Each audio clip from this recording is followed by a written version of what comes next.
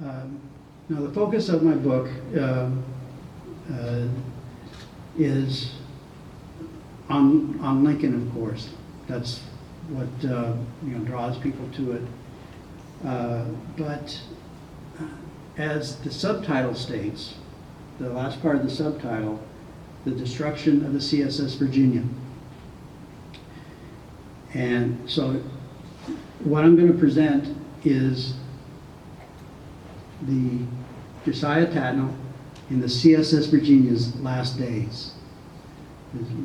As many of you know, the Virginia was constructed at Gosport Navy Yard, and in March of 1862, the ship sailed out down the Elizabeth River to Hampton Roads and over to Newport News, where the USS Cumberland and the USS Congress, both sailing vessels only, were trying to guard the James River.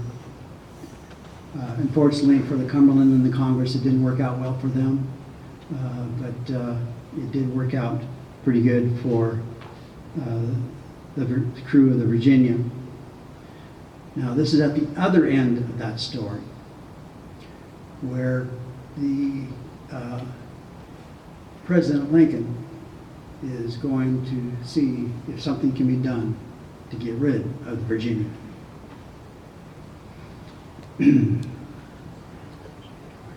Josiah Tatna was furious. The flag officer's first lieutenant just told him the CSS Virginia could not sail up the James River to safety, as the ship's pilots had promised. The Virginia's crew had worked more than 5 hours by the early morning of May 11, 1862, to lighten the ship to get past the shoal water of the Jamestown Flats. Now she rode too high in the water to fight the Union fleet at Hampton Roads, but still was too low to escape. Tatna had to decide what to do. The events that brought him to this point began 5 days earlier. President Abraham Lincoln, along with 2 of his cabinet secretaries, Edwin M. Stanton and Salmon P. Chase, Stanton being the War Secretary, Chase being the Treasury Secretary, plus Brigadier General Egbert L. Neely, had arrived at Fort Monroe across the water of Hampton Roads on Tuesday, May 6. Lincoln came with the goals of capturing the Confederate cities of Norfolk and Portsmouth and the Gosport Navy Yard, as well as destroying Tatna's ship, the ironclad Virginia. The president actively worked during the week to accomplish those goals. Tatna already knew his ship was in a precarious position. The civilian military authorities in Richmond had decided 2 weeks earlier that both cities and the Navy Yard should be abandoned.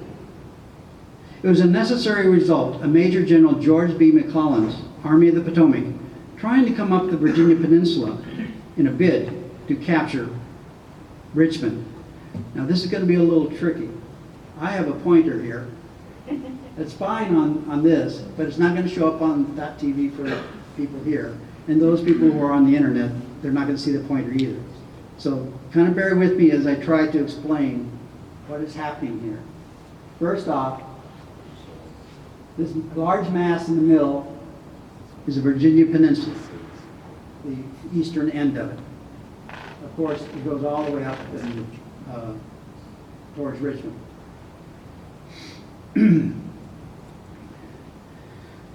Although the Confederate Army still held Yorktown and the Warwick River line.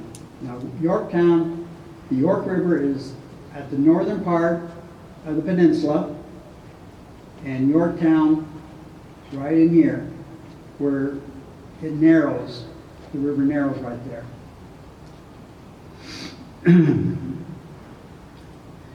General Joseph E. Johnston expected he would soon have to be forced to retreat. That would allow Union vessels to ascend the James River, and the James River created the southern part of the peninsula. The possession of the James River would make Norfolk untenable, Johnston said on April 27. He told Norfolk's Army commander, Major General Benjamin Huger, to prepare for such an event. Hold your troops in readiness to move toward Richmond with the utmost promptness. As little public property as possible should be left to the enemy. 2 days later, fearing part of McClellan's soldiers, who were concentrating on the eastern end of this peninsula,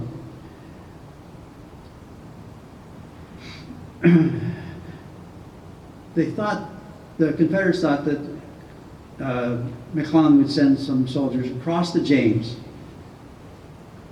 over to what's Pig Point, and therefore blocking the retreat of all of the Confederate soldiers that were on the southern part of Hampton Roads in the Norfolk and Portsmouth area.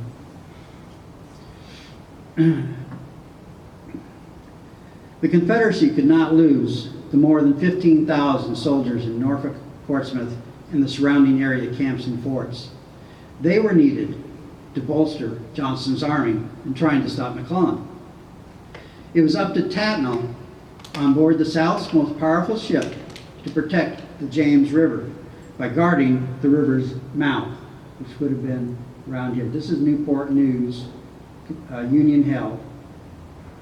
And so just guarding this so to prevent any ships, Union ships, coming from Hampton Roads and sailing up towards Richmond. There, the Virginia's position adds materially to the defenses of Richmond, said George W. Randolph, the Confederacy's Secretary of War.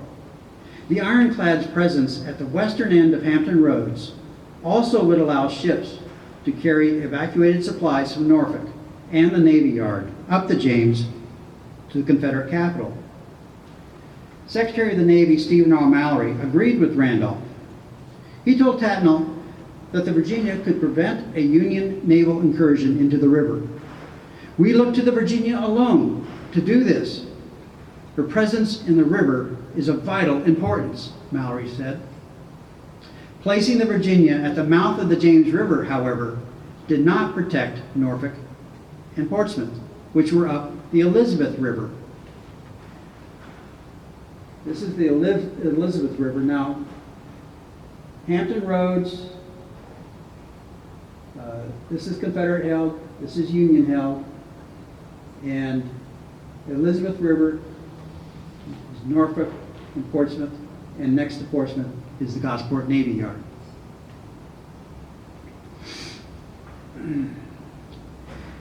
Major General Huger, who had responsibility for evacuating the army from those cities, heard about Mallory's order to protect the James.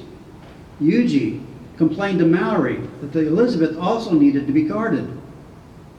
And Mallory agreed, ordering Tatna to afford protection to Norfolk, as well as to the James River. The Virginia's presence also allowed Navy Yard workmen to bring construction of a new ironclad, soon to be called the CSS Richmond, to the point that she could be towed up the James along with any finished wooden gunboats. But guarding the two waterways put Tatna in a bind. He knew his one ship, as powerful as she might be, could not adequately do both jobs. And President Lincoln had not made Tatna's job any easier. With the president giving direct orders from Union-held Fort Monroe, which is on Point Comfort here, which is a little spit of land,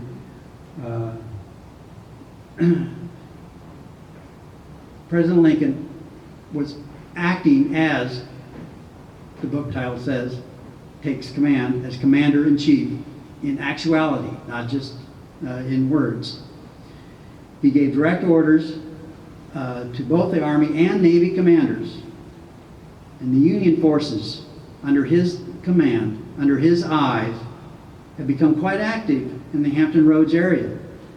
On May 7, Union guns from Fort Monroe and Fort Wool, as well as the USS Susquehanna, fired upon the Confederate batteries at Sewell's Point and Craney Island. And these are the two fortifications, main fortifications that guarded the Elizabeth River. And as you can tell, they are quite a ways apart.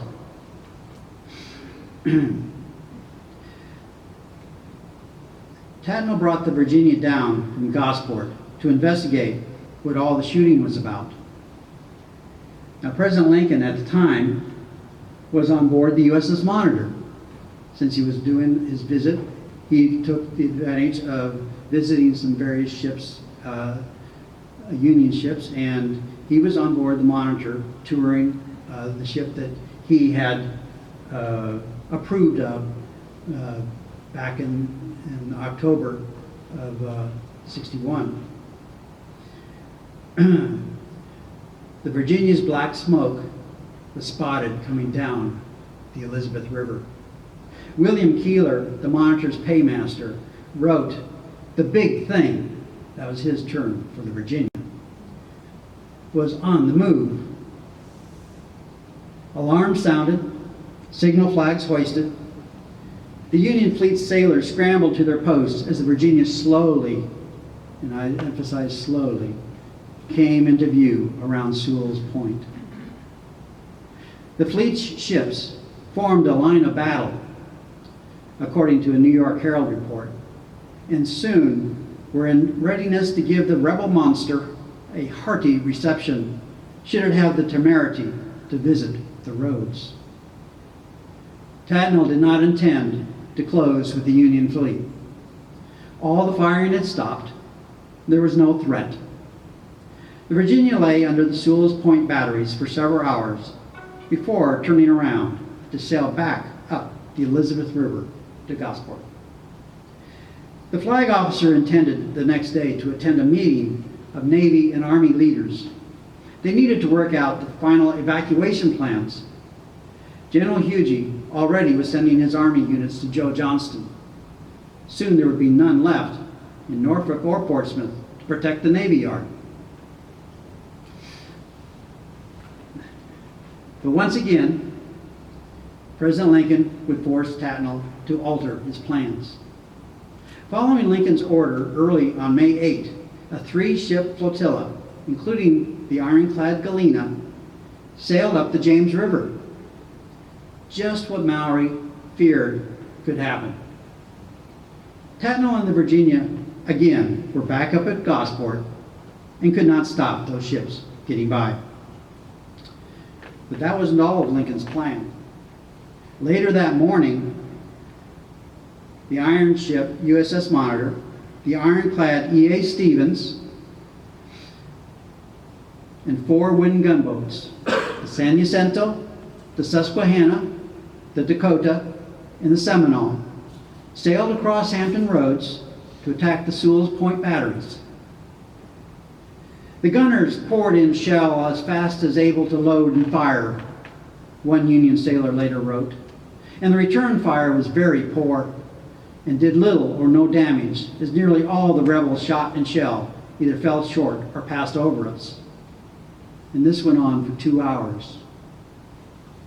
The loud gun reports could be heard up the Elizabeth River, and they prompted Tatna, postponing his meeting with his Army counterparts, to once more sail down the Virginia down the Elizabeth to chase those ships away. Upon the Virginia's appearance, the Union ships slowly retreated to their side of the roads. Now, Lincoln and the naval leaders had hoped Tatna would take his ironclad out into the road's deeper water. Once there, the large steamers assembled for this purpose, like the Cornelius Vanderbilt, which was the largest steamer at Hampton Roads and the largest ship in Union waters, the Illinois, and the Arago. They would attempt to ram the Virginia to sink her. But Tatna did not take that challenge.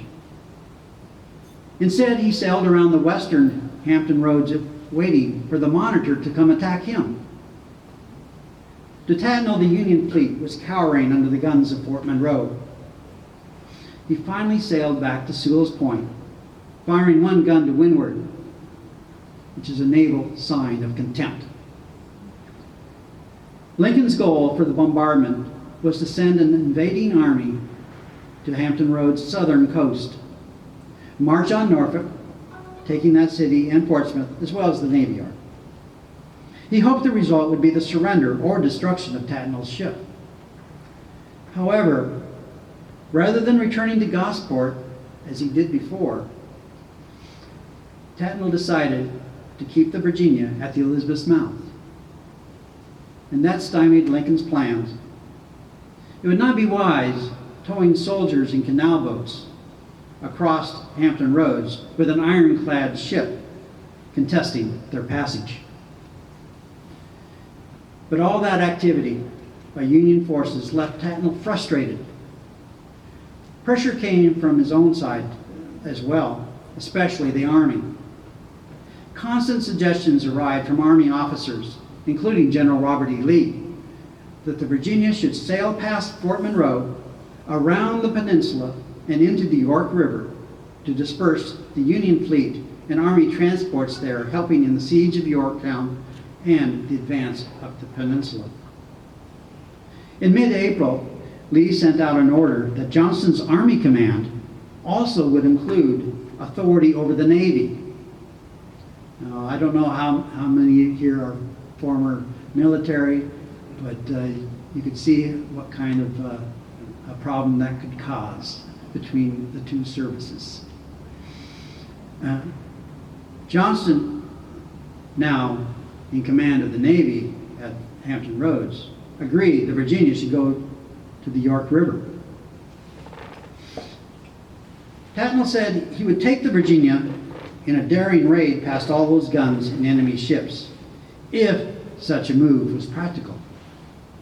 I am prepared to run any hazard with her, the Virginia, under the advice and direction of the Navy Department.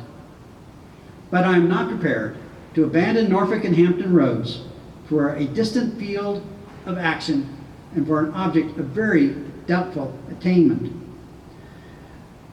Now, on this modified map from the New York Times of 1862, I just put in there, this would be the route that Tatna would have to take to get from the Elizabeth River down at the bottom through and past Fort Monroe guns and the guns on the ripraps, which is Fort Wool on the ripraps. He could not go south of that. That's too shallow for the Virginia to go. And then he would have to sail all the way up here in a ship whose engines were not very reliable. He did not believe that the Army men knew what they were asking. Tatnall became so upset with being under an Army officer's command and tired of hearing the request that he sail out of Hampton Roads that he asked Mallory to relieve him. If I am to be placed under the command of an Army officer and being a seaman am to hold my action and reputation subject to the judgment of a landsman who can know nothing of the complicated nature of naval service, I earnestly solicit to be promptly relieved of my command. He told Mallory that on April 29. He did add, some younger man whose backbone is more supple than 50 years of naval pride have made mine can be found. I hope for the sake of harmony he can take my place and carry out the views of the government.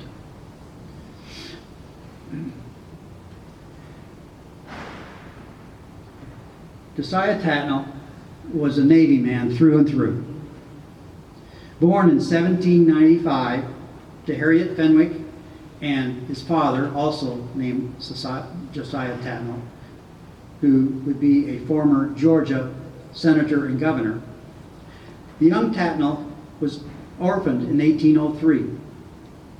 The youngster was sent to live with his paternal grandfather in England. Despite being educated there, Tatna returned to the United States with the idea of becoming a doctor. However, he did not like it, particularly the part about digging up graves to find bodies to practice on. Based on advice, Tatna requested and was accepted into the U.S. Navy in April 1812, just before the war with England. He served as a Navy midshipman participating in the fight against the British, not at sea for the most part, but on land. In June 1813, the midshipman was part of a contingent of 150 sailors and Marines, along with Army regulars and militia at Craney Island, who thwarted a landing by British soldiers attempting to take Norfolk. The following year, Tatna again was on land, leading a small naval force in the attempt to keep the British out of Washington. This time, the Americans lost the Battle of Bladensburg, Maryland, and as you know, Washington was burned. Later, Tatna fought Algerian pirates under Commodore Stephen Decatur, escorted General Santa Anna back to Mexico after Texas won her independence, protected that defeated general from the Mexican people, commanded the Mosquito Division, covering General Winfield Scott's landing at Veracruz during the Mexican War, where Tatna received an arm wound. After promotion to flag officer, Tatna took command in 1858 of the East India Squadron, based at Hong Kong. The following year, he violated U.S. neutrality by helping the British and French attack a Chinese fort during the Second Opium War. The Chinese defenders were getting the better of the attacking British, causing many casualties. Despite violating this neutrality, the flag officer sent rowboats to ferry the British reserve force into the battle. He took his steam launch to the battered British ship, offering to remove the wounded to safety. And he did not object when some of his own sailors replaced injured British seamen at the guns. One of Tatna's officers wrote later, "Flag Officer Tatna yielded to the generous and noble impulse which prompted him to render this unsolicited service to the gallant British Admiral." Now, in this drawing done by a Royal Marine, Tatna's ship is the one here with the smokestack coming out. This was a chartered flagship, actually of Chinese origin, called the Tuiwan. Now, the British government was most grateful of Tatna's actions, and many Americans, including President James Buchanan, also approved the breach of neutrality against the Chinese. Tatna just explained, blood is thicker than water. However, his was Southern blood. Although he did not favor secession, when his native Georgia left the Union, Tatna on February 20, 1861, resigned his commission from the U.S. Navy. Governor Joseph E. Brown offered Tatna the command of Georgia's then non-existent Navy as senior flag officer. With the creation of the Confederate government and its Navy Department, Tatna was made a captain and given command of naval forces in defense of Georgia and South Carolina coasts. Though in that first year, with but few ships, he was unable to prevent the capture of Port Royal Sound, South Carolina, or Fort Pulaski in Georgia. This is from the Union ship's point of view, but off in the distance are the three of Tatna's little fleet at the Savannah River. Not doing a good job of keeping the Union fleet away. Following the battle between the Virginia and the Monitor in early March 1862, Tatna had been called up to Virginia's Hampton Roads to take command of the South's ironclad.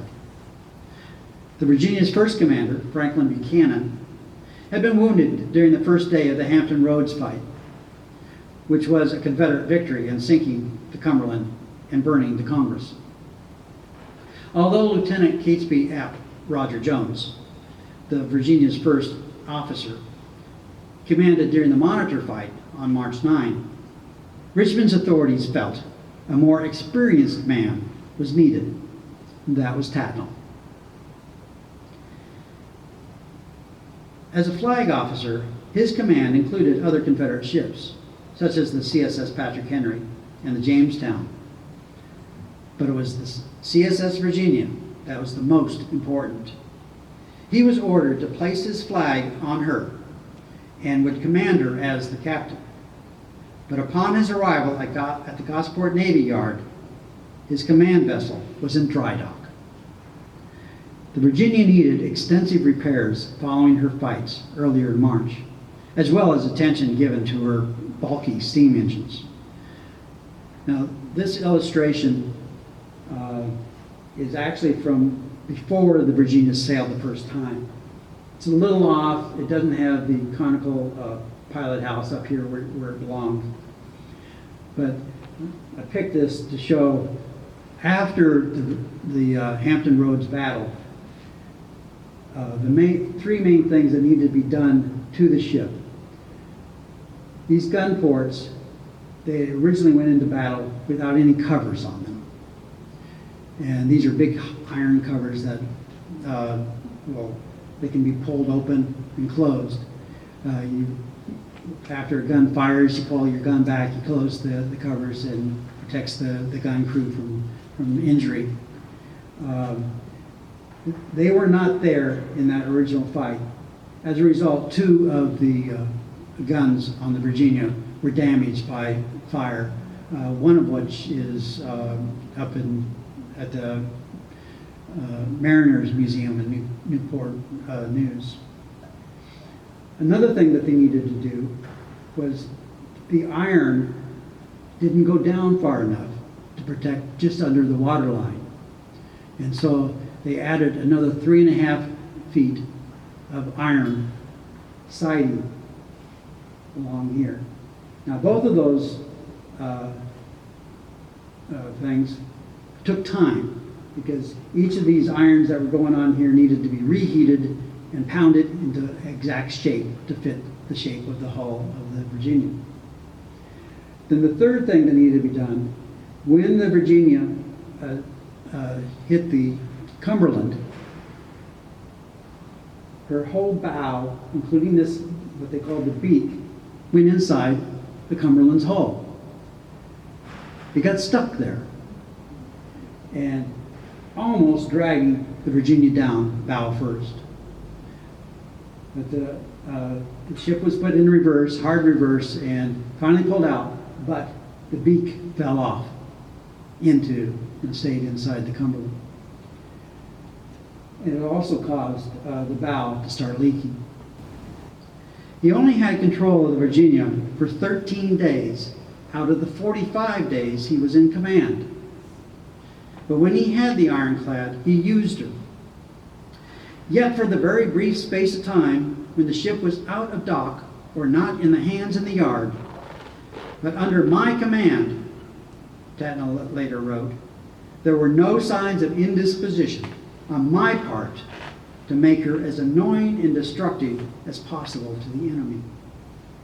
Twice in April, he took her down to Hampton Roads in hopes of inducing another fight with the Monitor.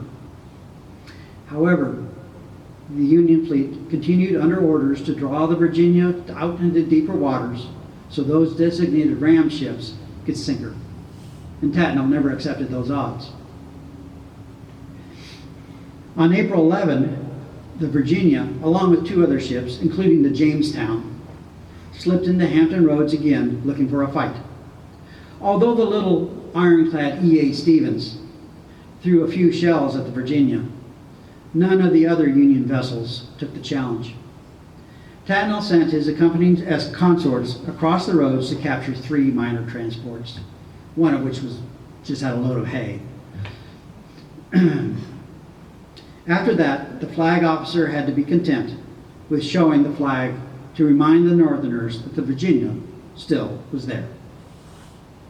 As for President Lincoln, he may have been thwarted on May 8 by the Virginia's presence, but he was determined to accomplish his goals, and he was not the only one. The next day, Treasury Secretary Chase and General John E. Wool took a ship outside Hampton Roads and sailed south along the Virginia coast to find somewhere else to land Union soldiers. And they found a likely beach at Ocean View. When Chase reported the find of Lincoln, the president became so excited that he wanted to take a look for himself. So he, joined by War Secretary Stanton, sailed in the revenue ship Miami over to Fort Wool on the Rip Raps.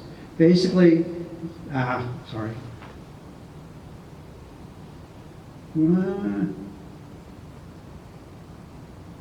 we go.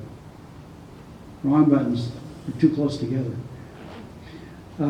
Fort Monroe is at the top here. Just south of that is Fort Wool, which is on the Rip Raps. It was a man-made island. Actually, Robert E. Lee, early in his career, helped build up the Rip Rap for that island.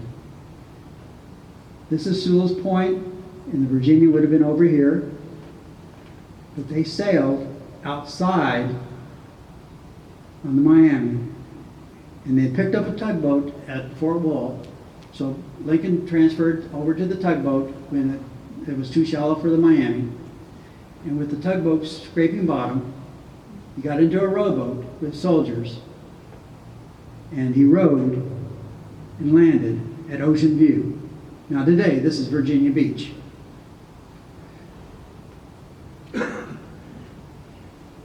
About 6 p.m., with the sun just beginning to set, the American president landed on the beach and walked up and down a considerable distance to assure himself that there could be no mistake in the matter, according to Solomon Chase. Now think about that. Here's the President of the United States landing and scouting an enemy beach. Chase described the scene as how little the Confederacy dreamed what a visitor it had that night to the sacred soil. But with a suitable beach to land soldiers, horses, and artillery, Lincoln's invasion plan was back in business. During that evening and into the night of May 9, Union soldiers boarded almost every non-Navy ship available at Hampton Roads, and barges and anything that could float. This is a watercolor that was done by a Union soldier. His original sketch was at the time, and soldiers marching to the various wharves, getting on the ships. Out here on the far right is the Monitor doing picket duty, and in the far distance is Sewell's Point. And if you, I cannot swear to it, but this group of gentlemen at the center bottom, there's one who's tall and has a tall hat, and I think that's Lincoln.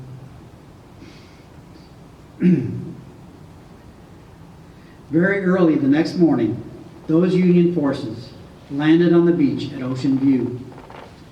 It was outside Hampton Roads, outside the reach of Tatnall's ironclad.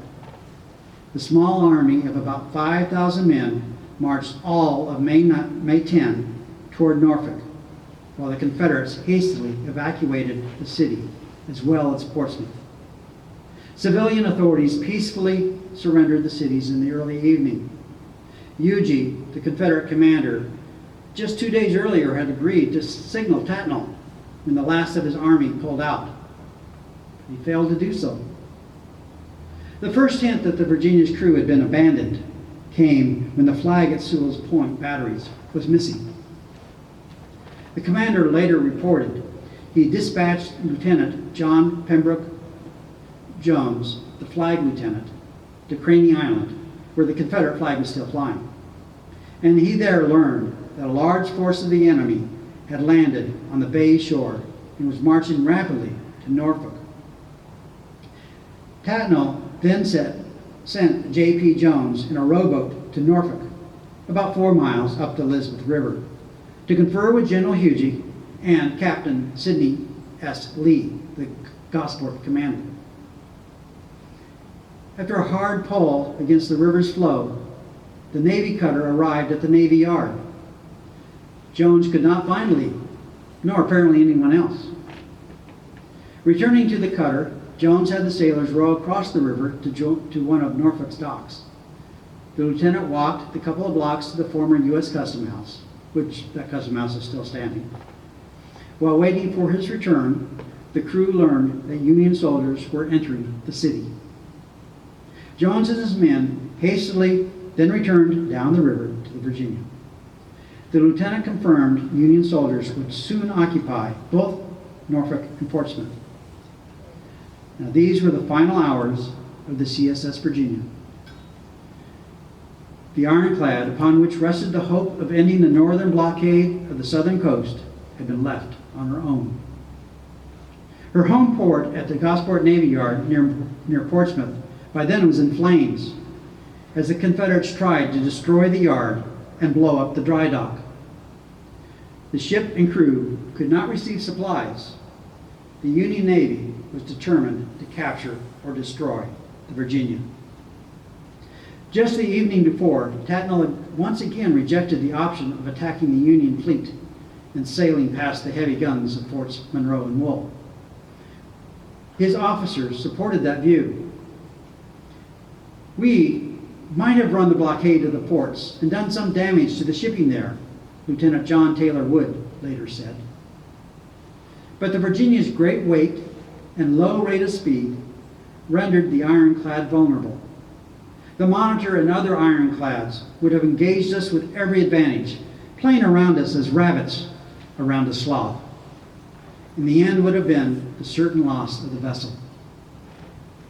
Nevertheless, Tatna was not afraid to take the Virginia out for a final battle with the Union Navy, but he had to think of his crew of almost 320 men. His only other option was to take the Virginia up the James River. "The pilots assured me that they could take the ship with a draft of 18 feet to within 40 miles of Richmond," Tatna explained in his later report. With the agreement of his officers, Tatna determined to lighten the ship at once and run up the river for the protection of Richmond. The ship only needed to be raised 5 feet to pass over the shoal of water at the river flats. The crew worked hard, throwing overboard some 300 tons of ballast, emptying the crew's water tanks, and removing everything of weight except coal, cannon, shot, and powder. That raised the ship from a depth of 23 feet to about 20 feet, with more that still could be done. But then the pilots changed their mind. Tatna demanded an explanation for the pilots' palpable deception. "The wind," they said, "is blowing in the wrong direction," lowering the river's water level more than anticipated. They could not take the Virginia over the flats at 18 feet, and they would not even try. "I had no time to lose," Tatna said. The Virginia now floated too high. Part of her wooden hull, as well as a portion of her propeller and rudder, were exposed near the waterline. She could not be fought. She could not run up the James. The ship was not in a condition for battle, even with an enemy of equal force, and their force was overwhelming, Tatna said. "I therefore determined, with the concurrence of the flag and first lieutenants, to save the crew for future service by landing them near Craney Island, the only road for retreat open to us, and to destroy the ship to prevent her falling into the hands of the enemy." Now he had to give the most difficult order a ship's captain ever makes. Abandon ship. It was compounded by a second order in the early hours of May 11, 1862. Burn his ship. With that decision made, Tatna gave the crew a short break. Calling all hands, splice the main brace, according to ship's gunner Richard Curtis. Now this meant 2 grog tubs, one forward and one aft. The men quickly responded to this call. Normally the serving of grog, which later in that year ended for the Union Navy and was continued for the Confederates. Grog is watered down rum or whiskey. And that usually came with during an important shipboard event, such as following a victory. But here the grog was to lift the men's spirits as they prepared to abandon ship. Curtis said Tatna gave a short speech during the break. Boys, Norfolk has been taken by the Yankees, and our supplies are cut off. Although the vessel has been lightened, the pilot says he cannot get her up the James River as we had intended to do. Therefore, we have concluded to blow her up. You can make your escape the best way possible. The Virginia started forward from Sewell's Point across the mouth of the Elizabeth to be close to shore as possible, running aground near Craney Island. Tatna put his first officer, Catesby Aft Roger Jones, in charge of firing the ship and landing the crew. He added, everything was conducted with the most perfect order. Well, Curtis, who was one of the gunners, said wasn't so perfect. He said there was great confusion on the gun deck. There was no discipline. No one seemed to have any control. In the engine room, Lieutenant Jones approached Assistant Engineer Eugenius A. Jack. With his voice tremoring, Jones assigned Jack command of a detail of firemen. Go muster your men, prepare them to abandon ship. No baggage must be taken into the boats. Jack gathered his new command with a sad heart and tearful eyes at the approaching fate of this good ship that had to be deserted. Jack felt he would rather go down fighting, but knew older and wiser heads prevailed. Though he did add, I felt like a coward skulking from the foe. The Virginia only had 2 small rowboats, able to carry 13 to 15 men from ship to shore. Some of these men, like Jack, took no personal items. Others, like Curtis, grabbed their clothes, small arms, and a couple days' provisions. It took about 3 hours to ferry some 320 men off the ship. Tatna was the first to leave, according to Landsman John F. Higgins, but a newspaper later gave an unconfirmed report Tatna was so sick he had to be carried off. The rest of the crew waited for their turn to get off the ship and into the rowboats. Someone took down the Virginia's flags, leaving them on the deck. Hardin B. Littlepage, a midshipman, carefully folding the old flags, put them in his pack, replacing his clothes. Meanwhile, Lieutenants Catesby Jones and Wood, along with 8 sailors, prepared the Virginia for destruction. Ellsbury White later said he held a candle for another sailor to uncap the powder in the magazine. And just think how that would be. There were some 36,000 pounds of powder in that magazine. Others spread powder and flammable materials, tar, oil, fat, grease, and wood, around on all the ship's decks. Powder trails were laid to the open hatches. The ship's guns were loaded. With that work completed, Jones and Wood lit the powder trains and stepped off the Virginia one final time, joining the remaining sailors in that last rowboat. Setting her on fire fore and aft, she was soon in a blaze, and by the light of our burning ship, we pulled for the shore, according to Wood. Those already on shore prepared for their 22-mile march to Suffolk. where they hoped to catch the last train to Richmond. Engineer Jack organized his armed men to defend against a possible attack. Our sailors made sorry soldiers, Jack admitted, and were altogether out of our element ashore. By the time the last 10 sailors landed, the fire aboard the Virginia was rising from the portholes and hatches. The loaded guns began to discharge their charges, some towards us and others towards the roads. We heard several of the shot whistle past, Jack said. The Virginia's crew stepped off their march to Suffolk. After an hour and a half tramping in the early morning, the men heard a tremendous explosion behind them. An awful report of the magazine of the burning ship exploding. Thus, the finest fighting ship that ever floated on American waters at that time came to an untimely end at the hands of her friends, lamented Curtis, with no enemy within 8 or 10 miles of her.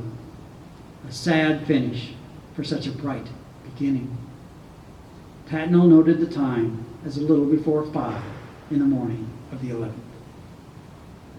Now, the burning Virginia had not gone unnoticed. Alfred L.B. Zarega, on watch on the USS Susquehanna, noted the fire a little after 3 a.m. He concluded it was Virginia and hailed the deck to call all hands. The first lieutenant on the USS Dakota, Samuel R. Franklin, watched as well. Gradually, the casement grew hotter and hotter until finally it became red hot so that we could distinctly mark its outlines. The shock of the Virginia's explosion roused almost everyone in the Hampton Roads area. The New York Times reported it made the earth and water tremble for miles around. Chaplain Thomas G. Murphy of the 1st Delaware said the explosion lifted the ironclad out of the water. As it rose, the sea trembled, and the earth and houses on shore shook as if by some convulsion of nature. Now remember, the flags, this illustration from Courier Eyes is a little wrong because there's the flag right there. And we know from an eyewitness that the flags were not on the ship when she exploded. On board the USS Monitor, the Virginia's end was not all good news, according to William F. Keeler, the ship's paymaster. We had, ever since the fight on March 9, looked up to the big thing as our exclusive game. We were hoping in a short time to be able to gratify our curiosity by an inspection of her construction and internal arrangements. Now that possibility was gone, and for the South, their champion was no more. However, while the Monitor would not again face her antagonist, just the following week, the Virginia's crew had an opportunity to pour shot and shell at the Union ship. The Monitor, along with the ironclads Galena and E.A. Stevens, plus those 2 wooden gunboats, tested the Confederate defenses at Drury's Bluff at a sharp bend in the James River. With the flags rescued by Midshipman Littlepage flying above them, most of the Virginia's crew, commanded by her officers, manned guns that forced the Union fleet to retire. Now, the Monitor herself, despite this illustration of her firing, the Monitor was really useless in this particular fight because the Monitor could not elevate her guns high enough to hit the bluff. The Galena, on the other hand, was a big target, and it really got pounded so bad that later, even though it's an ironclad, they took all her iron off and just turned her into a wooden gunboat. The loss of the CSS Virginia was a blow to the South's military defenses and the population's morale. Tatna blamed the ship's pilots. If they had not assured him that at a draft of 18 feet, the Virginia could ascend the James River, he would not have tried to lighten the ship. Had the ship not been lifted so as to render her unfit for action, a desperate contest must have ensued, Tatna wrote in his report. As battle is not there, the pilots' occupation, they adopted this deceitful course to avoid it. But once Tatnall's report became public knowledge, the 4 pilots were quick to respond. They were astounded and amazed to see that Tatnall was making them the scapegoats for the sins of those in higher authority. As free Navy-born Virginians, the pilots dared to hurl back in the teeth of a Commodore his futile and contradictory missiles. They wrote in an open letter published in the Richmond Daily Dispatch of May 24, 1862. And if we have the ability, we will pour hot shot into his exposed broadsides. They disputed Tatnall's contention that Virginia needed to run up the James River, or that they even told him she could. A court of inquiry was called to look into Tatnall's actions and the pilot's accusations. While the inquiry found Tatnall liable for the ship's destruction, a subsequent court-martial declared the flag officer had no other choice than to destroy his ship. Once Norfolk, Portsmouth, and the Gosport Navy Yard were abandoned, the crew of the Virginia were left with 3 weeks of supplies. The court members concluded, under the influence of which the Virginia found herself after the evacuation of Norfolk, it was, in the opinion of the court, only necessary for the enemy to continue to refuse battle, as he had done since it was first offered by Captain Tatnall early in April, and thenceforward to keep a strict watch about the Virginia, in order, when her provisions were exhausted, to make her his prize and her men his prisoners. Being thus situated, the only alternative, in the opinion of the court, was to abandon and burn the ship then and there, which in the judgment of the court was deliberately and wisely done by the order of the accused. Tatnall returned to the command of Georgia's coastal defenses on May 29, 1862, and retained it until the following March, when he was replaced to concentrate on Savannah's shore defenses. With William T. Sherman's forces approaching Savannah in 1864, Tatnall made his way to Charleston, where he awaited orders. But following the surrender of Joseph E. Johnston's army in 1865, Tatnall was paroled as a prisoner of war on May 9. The following year, he took his family, wife Harriet, his daughters and son, to Nova Scotia. But the need to earn a living eventually brought him back to Savannah, Georgia, where he became the city's port inspector by the city council creating that job just for Tatnall. It was a position he held until his death just 17 months later. He died on June 14, 1871. The South would continue creating new ironclads despite limited resources. Most of these ships were based upon the Virginia's basic design as laid out by constructor John L. Porter. However, for the most part, they did not have the Virginia's success going against the more numerous Union fleets. The Albemarle was kind of another exception. She did pretty well. The CSS Richmond had a good fight at Trench Reach on the James River, and we all know the Jackson right there.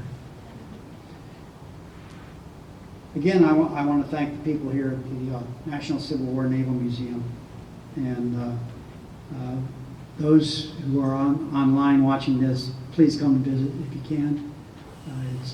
It's a wonderful museum.